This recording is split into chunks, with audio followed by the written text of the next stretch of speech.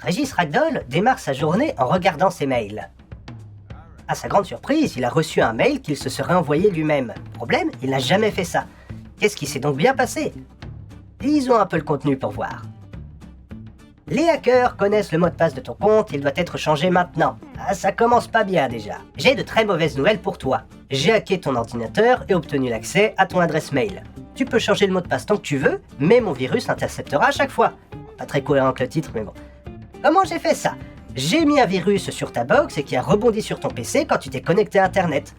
Après ça, j'ai fait une copie complète de ton disque dur avec tes adresses de contact, l'historique de navigation, les numéros de téléphone, etc. etc. Il y a un mois, j'ai voulu verrouiller ton PC et te demander une rançon en Bitcoin. Mais j'ai regardé les sites sur lesquels t'es allé et j'étais choqué par ce que j'ai vu.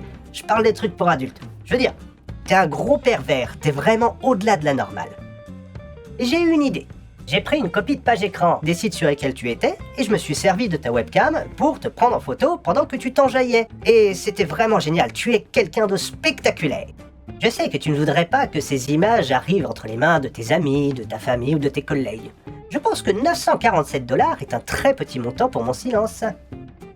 Ne paye que en Bitcoin, voici mon adresse. Tu ne sais pas utiliser Bitcoin? Cherche sur Google, tu verras, c'est facile. Je te laisse 48 heures pour payer et la montre démarre à l'ouverture de ce mail. Après paiement, mon virus et les screenshots s'autodétruiront automatiquement. Si je ne reçois pas le paiement, ton PC sera verrouillé et tout le monde recevra les images. J'espère que tu comprends ta situation. N'essaie pas de te protéger, de détruire mon virus, de récupérer tes données, ceci, cela. PS, tu n'es pas ma seule victime, alors je te garantis que tu seras tranquille après le paiement. Parole d'honneur de hacker. Voilà qui est excessivement inquiétant. Mais plutôt que de céder à la panique comme Régis est en train de faire, essayons d'analyser le contenu de ce mail. Un mail d'escroquerie, c'est avant tout une histoire, un scénario, avec un méchant et une victime. L'avantage, c'est qu'on a le récit sous les yeux. On peut donc vérifier s'il est cohérent. Pour faire ça, on a 3 grandes familles d'éléments. En rouge, on va avoir les coups de pression, qui mettent en avant la gravité de la situation et l'urgence d'agir. En bleu, les éléments techniques, destinés à rendre le tout crédible et à faire croire à la victime que le piège existe et qu'il est parfait. Et enfin, en vert, les éléments dont on peut potentiellement vérifier la véracité.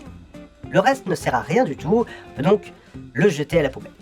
Pour déterminer si la menace est réelle, il faut étudier la cohérence entre les éléments techniques avec ce qu'on peut potentiellement vérifier pour savoir si le hacker dit des choses au hasard ou s'il a vraiment eu accès à des infos qu'il n'aurait pas dû.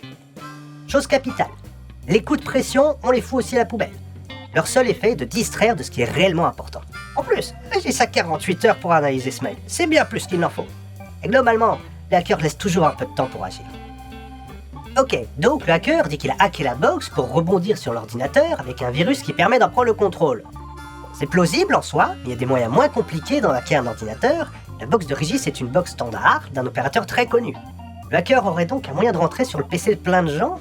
Si c'est le cas, il y a des chances pour que ça se sache dans peu de temps. En tout cas, avec ça, on n'a pas de preuve que c'est un vrai ou un faux hacker. Dans le PC de Régis, il n'y a pas un disque dur, mais plusieurs. De la même façon, ces contacts ne sont pas en ligne, mais sur un cahier à l'ancienne. Et enfin, pour ce qui est de la webcam, Régis ne s'en sert pas vraiment, à part de temps en temps en appel, et le reste du temps, elle est tout simplement débranchée et rangée. Ensuite, la connexion internet de Régis est particulièrement lente. Oui, ça existe encore en 2019 et on peut vivre avec en étant un geek. Tout ça pour dire, le hacker aura eu besoin de plus d'1 an pour récupérer l'entièreté des données, et Régis n'habite là que depuis quelques mois. C'est donc impossible. Tous ces éléments mis bout à bout nous montrent qu'en fait le hacker n'est jamais allé sur le PC de Régis parce qu'il n'avait aucune idée de comment ça se passait, et que donc en fait on est face à un amas d'excréments de taureaux.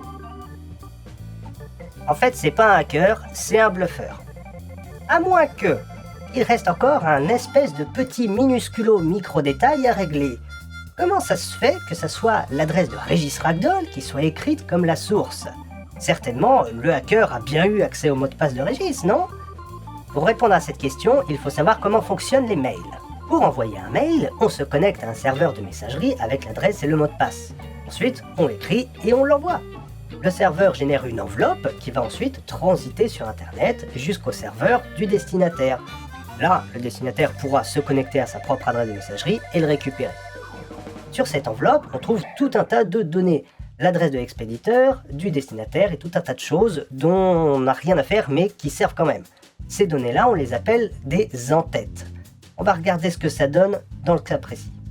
Là, on peut voir, il se passe plein de trucs, mais on va se concentrer uniquement sur l'essentiel, à cet endroit-là. On va pouvoir voir pas mal de choses, des noms de serveurs, des adresses IP, ça correspond exactement à ce qu'on peut faire sur une vraie enveloppe, mais pour Internet. Ensuite, on voit Received SPF. Ce sont dans ces deux paragraphes-là qu'on va trouver ce qu'on cherche. SPF, ça veut dire Sender Policy Framework. C'est une norme dont le but est de réduire le spam. En gros, les serveurs de mail vont avoir une liste d'autres serveurs qui ont le droit ou pas de leur envoyer des mails. Ça veut dire qu'en principe, lorsqu'on envoie un mail à une adresse qui est hébergée sur un autre serveur que la nôtre, on doit avoir le champ SPF dans les entêtes.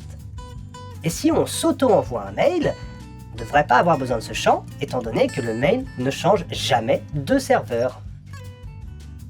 Ici, il y a du SPF, ça veut dire que le mail ne vient pas de l'adresse de Régis. Mais on va creuser un peu quand même. 2 SPF, ça veut dire que c'est passé par 2 serveurs. En haut, on voit en vert le nom du destinataire, et en jaune, le nom et l'adresse de l'expéditeur. Alors en fait, c'est pas vraiment l'expéditeur, c'est un serveur qui a fait transiter le mail. C'est en bas que ça va se passer. On voit le nom et l'adresse de l'expéditeur original, et surtout, en rouge, la petite ligne magique qui fait que Régis a vu son adresse écrite comme la source. C'est un artifice. En fait, c'est exactement comme s'il avait reçu un courrier chez lui avec son adresse de destination, son adresse comme l'expéditeur, et avec à l'intérieur, je suis rentré chez toi, la preuve, je t'envoie ce courrier depuis ton adresse postale. Voilà, ça n'a pas de sens du tout en fait, et c'est exactement ce qui se passe dans cet email. Et vient d'où finalement cet email? Si on regarde le nom du serveur, on voit tout au bout .mx qui pointe vers le Mexique. Donc pour vérifier ça, on va utiliser un service de géolocalisation par adresse IP, entrer l'adresse du serveur, pour ensuite constater qu'effectivement, cela vient bien du Mexique. Ça ne veut pas dire que ce serveur est là d'où origine vraiment l'attaque, si ça se trouve c'est juste un serveur qui lui s'est fait hacker et dont les vilains se servent pour faire leur campagne de mails frauduleux. On ne saura jamais, c'est pas grave. Ce qui compte, c'est que Régis puisse désormais être totalement tranquille. Bien, petite conclusion sans les personnages, c'est un sujet un peu plus sérieux que d'habitude. Alors tout d'abord, oui, j'ai bel et bien reçu ce mail d'arnaque, et il y avait ce côté technique en mode, ouais, c'est mon adresse mail qui s'affiche comme étant la source, qui me fait dire que, ah bah tiens, les arnaqueurs, là, ils commencent à mettre les mains dans le cambouis, genre sérieux, et ils tentent des techniques plus évoluées. D'après un de mes anciens collègues, c'est quelque chose d'assez classique, qui se fait souvent maintenant, mais bon, moi, c'est la première fois que je tombe dessus. Ceci étant dit, les mails d'arnaque, maintenant, ça fait partie du décor, tout le monde en reçoit, c'est quelque chose de normal. Et globalement, rien qu'avec du bon sens, on élimine les coups de pression, on étudie le scénario, et on le confronte à la réalité. Bon... on peut s'en tirer quoi, parce que le coup du prince nigérien qui a un héritage à faire passer et qui veut que tu fasses un mandat Western Union... voilà, au bout d'un moment, il faut utiliser son bon sens aussi pour pas se faire avoir. Maintenant, il y a des mails aujourd'hui qui sont beaucoup plus évolués, comme celui du cas d'aujourd'hui, où t'as beau utiliser ton bon sens, il y a quand même un doute qui reste.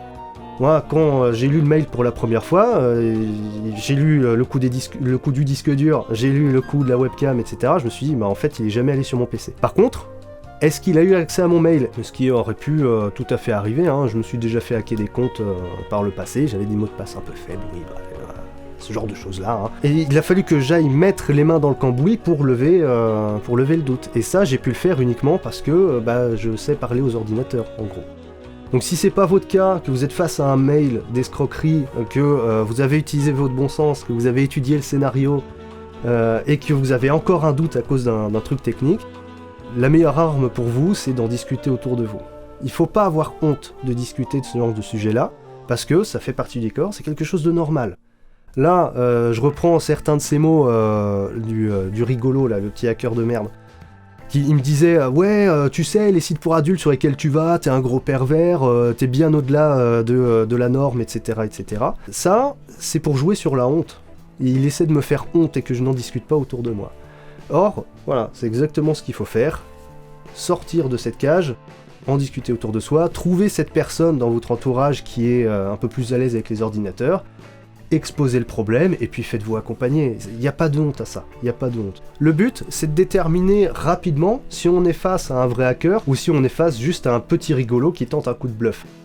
Et si on a moyen de le faire en l'espace de quelques minutes, juste parce qu'on a étudié un scénar, autant le faire. Hein, comme ça on n'a pas peur très longtemps et tout va bien très vite. Bon, par contre, si on est face à un vrai hacker, là j'ai pas de réponse magique malheureusement, hein, j'aimerais bien, mais ça c'est du cas par cas quoi. Vraiment.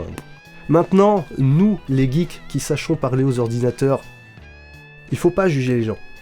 Il faut pas juger les gens parce qu'en faisant ça, on fait le jeu des bluffeurs, pas des hackers, hein, parce que les vrais hackers ils ont pas besoin de ce genre d'artifice là. Mais voilà, des bluffeurs par mail. Parce que quand on juge les gens, on leur donne une raison de pas venir vers nous pour nous demander de l'aide. Et du coup, on contribue à ce qu'ils s'enferment face à leur mail d'escroquerie. Et ça, c'est quelque chose qui est, à mon sens, est très important.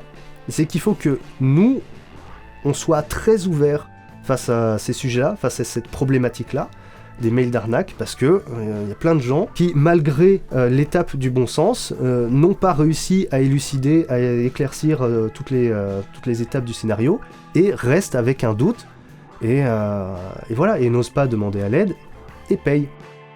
Et donc il faut accueillir à bras ouverts les gens qui sont en détresse, et les aider quand on le peut. J'insiste quand on le peut, hein, parce que bon, c'est pas toujours le cas, on n'a pas toujours le temps, ni l'envie, hein, et quand on n'a pas l'envie, on n'est pas forcément très efficace non plus. Bien, sinon, pourquoi rester juste sur ma vidéo à moi, de un type en particulier d'escroquerie, quand il y en a plein sur internet? Je pense notamment à Thomas Sirix, qui a fait assez récemment, une superbe vidéo sur les mails d'arnaque, donc il nous présente plein d'archétypes assez sympathiques. C'est rigolo à regarder, ça s'écoute bien, tranquille. Derrière, il y a Sandoz, qui est un autre youtubeur français. Il fait des canulars, moi ça m'attire pas plus que ça, mais de temps en temps, il fait ce qu'on appelle du scam baiting en anglais. Donc il attire les escrocs dans des pièges, et il va jusqu'à s'infiltrer chez les escrocs à l'aide d'un hacker et pour les attaquer, tout simplement. Et ce mec-là, il est puissant, il est vraiment puissant. Je vous invite à aller regarder aussi. Je mets quelques liens en fiche et description. Sinon, en anglais, vous tapez scam baiting si vous parlez anglais et vous allez voir tout un tas de perles. C'est magnifique. Toutes ces petites choses qui sont géniales à regarder pour apprendre comment fonctionnent les entreprises d'arnaqueurs et comment des justiciers d'internet s'attaquent à eux, leur font perdre du temps, de l'argent et parfois les plombs. Hein, voilà, parce que les arnaqueurs, ça s'énerve assez vite des fois. C'est très drôle à regarder, c'est très très drôle à regarder. Je vous embête pas plus longtemps, voilà, abonnez-vous, la cloche, tout ça. Partagez quand même, parce que là c'est un sujet qui vaut le coup, je pense. À la revoyance.